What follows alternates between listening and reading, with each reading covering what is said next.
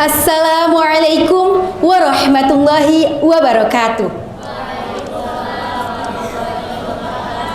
Bismillahirrahmanirrahim. Innal hamdalillah nahmaduhu wa nasta'inuhu wa nastaghfiruhu wa na'udzu billahi min syururi anfusina wa min sayyiati a'malina. May yahdihillahu fala mudhillalah wa may yudlil fala hadiyalah.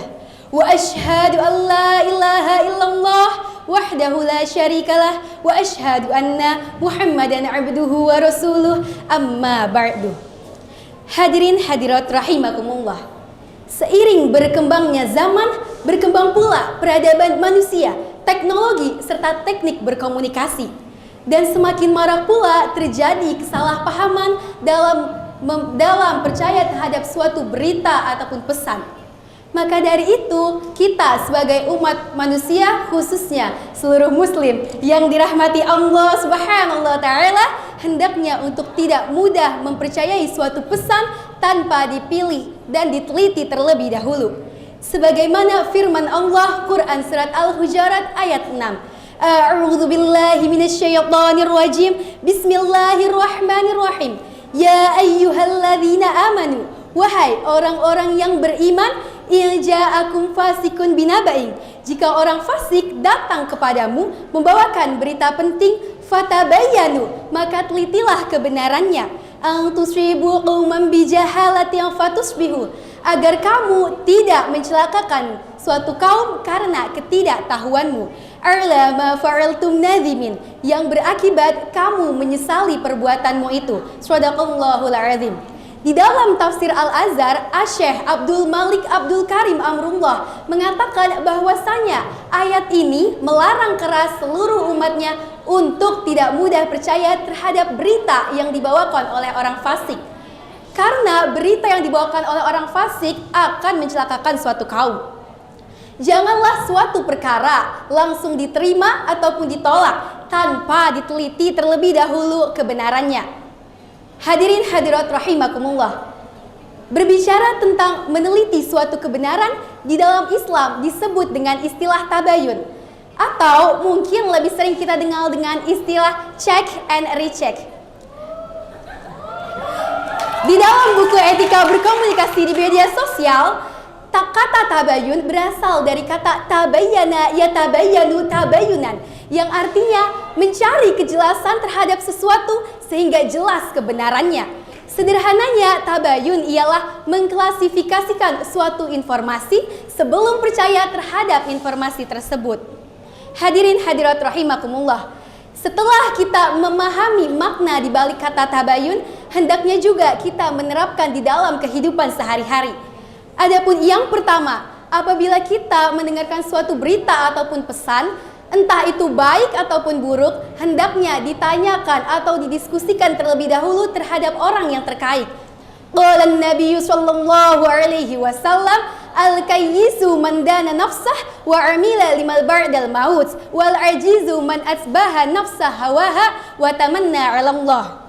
Orang cerdas di dalam dirinya pasti memiliki sikap berpikir kritis.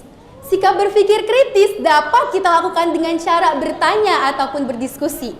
Dengan bertanya serta berdiskusi dapat mengasah kemampuan berpikir kritis kita yang menjadikan kita sebagai seorang yang berwawasan luas dan kritis di setiap situasi serta kondisi.